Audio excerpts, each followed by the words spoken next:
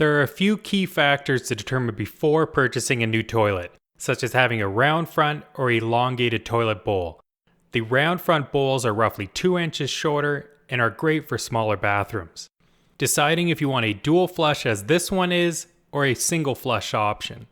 If you live in a hot, humid climate, you may want an insulated toilet tank. The insulation will help prevent condensation from accumulating on the outside of the tank. Standard close and soft close toilet seats are also something to consider. One of the most important factors to consider is if the toilet will fit. Standard toilet depth is 12 inches from the finished wall to the T-bolts or T-bolt covers of the toilet. Please note this measurement is from the finished wall and not from the baseboard trim. If your measurement is under 12 inches, you may require a 10-inch roughened toilet to fit, as a standard 12-inch roughened toilet may hit the back wall. Once you've purchased your new toilet, always completely unbox the toilet and inspect for damage and that all the parts are there. The manual will have a complete part list. You don't want to have your old toilet removed just to find out that your new toilet is damaged or incomplete. This particular toilet is an American Standard Cadet 3 all-in-one toilet, which includes everything that is needed to install: a soft close toilet seat, tank to bowl gasket, wax seal, plastic wrench, T-bolt caps and nuts, tank nuts and washers, a set of T-bolts, and a 12-inch water supply. If your toilet is not an all-in-one, you may need to purchase these items separately. This particular tank to bowl gasket is notched to match the nut at the base of the tank. Line up the notch and firmly push into place. Flip the tank around and carefully place on top of the bowl, passing the tank bolts through the bolt openings.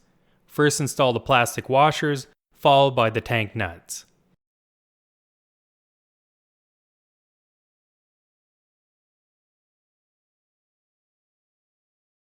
Using the supplied wrench, tighten the tank down a little bit at a time, going back and forth from one bolt to the other. If the bolt is spinning freely, a large flat blade screwdriver can be used to stop the bolt from spinning. Continue to tighten the bolts in a back and forth method until the gap between the tank and the bowl is even. Tighten until the tank no longer rocks, and don't over tighten. Shut off the water supply to the old toilet and flush the toilet to remove as much water from the tank and bowl. I personally use a wet vac to remove the remaining water, but you could also use a sponge or rag.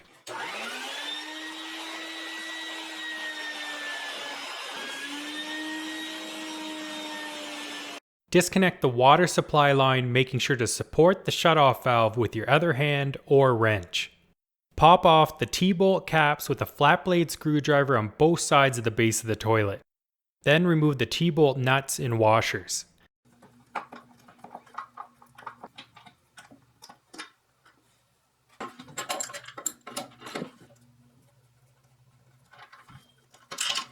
The toilet is now ready to be removed by lifting straight up. If the toilet is siliconed around the base, make sure to cut the silicone first. If you find the toilet too heavy, you can first remove the tank from the bowl if needed. This goes for the install of the new toilet as well. If you find the complete toilet too heavy, you can install the tank after setting the new bowl.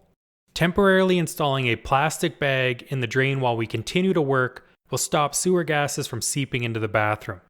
Now is the easiest time to clean the floor and remove any wax that might have been left behind on the toilet flange. Alright guys, this is where installs are probably going to differ from each other. This white piece here is called the flange extension, which brings the original toilet flange up to the height of the finished floor. Now not everybody's going to have this, so what I'm doing is removing it. It's supposed to be secured much better than it is. I'm cleaning up the old silicone and just getting it ready to reinstall it properly. So you can skip over that step if you don't have it, but here we are, we're changing the T-bolts. So you remove the T-bolts, the old ones. These are the new ones that come with the kit, and these little washers on here are called retainer or T-bolt retainers. Your model may have it or may not, but the great thing about them is that they hold the T-bolts straight up so that you don't have to fight with them when you're installing the toilet. So here I'm just installing one on both sides and making sure that they're the same distance from the wall for both of them. So this will make sure that your toilet, when you install it, is square to the wall. So just these measurements should equal the same.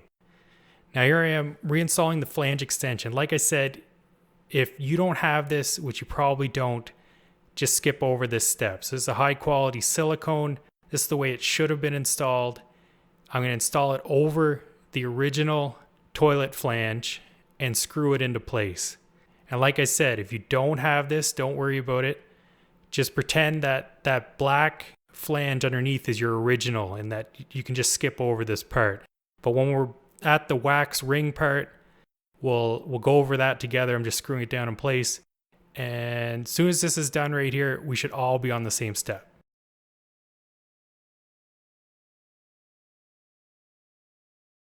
Unpack the wax ring and install it on the toilet flange.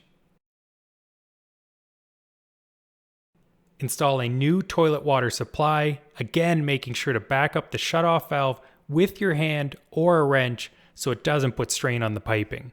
A critical step is to make sure we remove the plastic bag from the drain before installing the toilet.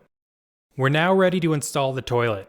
Hover the toilet over the drain until you see both T-bolts on each side lined up with the slots in the base of the toilet. Once both are lined up, lower the toilet and press down firmly. To square the toilet, look at the gap between the wall and the tank and adjust as needed.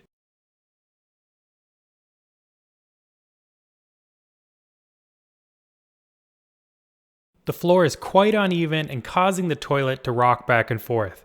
I'm going to be shimming the base using flexible wobble wedges. These work great and I've been using them for years. Just make sure when you're buying them to buy the flexible ones and not the rigid ones.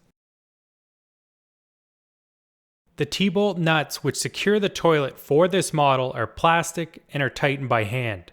You may have a model that are tightened with a wrench like the toilet we removed earlier. Just remember to follow the instructions for your model and that the most important part is to tighten them evenly and in a back and forth method.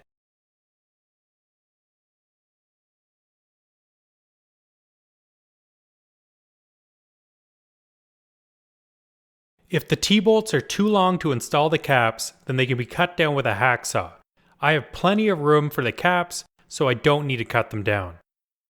Connect the water line to the toilet's fill valve. This should only be a hand-tight connection, but if you don't have a lot of strength in your hands, you can use a wrench with no more than 1/8 of a turn past hand-tight.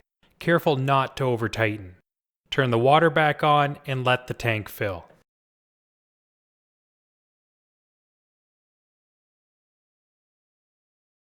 A tank will sometimes have a water line mark to indicate how high the water should be within the tank. If so, adjust the water level by turning the float screw clockwise to raise the water level and counterclockwise to lower the water level. Mine was set too high, so I'm turning the adjustment screw counterclockwise until the water level is 3/8 of an inch below the overflow tube. It seems like every toilet seat goes together slightly differently, so read your model's instructions on the proper installation method. A good thing is most seats have pretty straightforward instructions. This soft close seat has rubber pads which help stop the seat from shifting or loosening off and is secured with plastic bolts using a large flat blade screwdriver.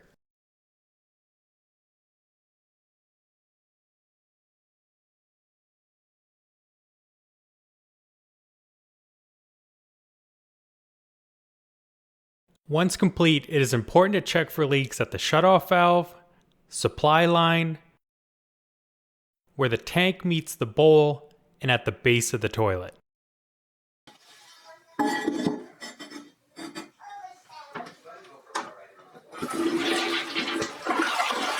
Well guys, thanks for watching and hopefully you enjoyed the video. And like always, liking, commenting, subscribing is always greatly appreciated. Till next time.